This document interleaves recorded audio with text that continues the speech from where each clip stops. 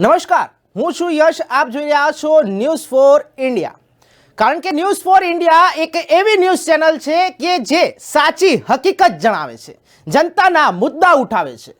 કારણ કે સાચી વાત કહેવાનો હક અમને પણ છે અને સાચી વાત જાણવાનો હક તમને પણ છે.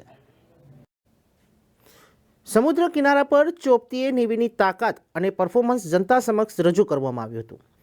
ભારતીય નૌકાદળ એટલે ઇન્ડિયન નેવીએ 1971માં પાકિસ્તાન સામે જીત મેળવી હતી, જેમાં અનેક જવાનો શહીદ થયા હતા. જીતની ખુશી અને શહીદોને શ્રદ્ધાંજલિ આપવા દર વર્ષે નેવી વીક ઉજવવામાં આવે છે, જેમાં અનેક વિધિ કાર્યક્રમનું આયોજન થાય છે.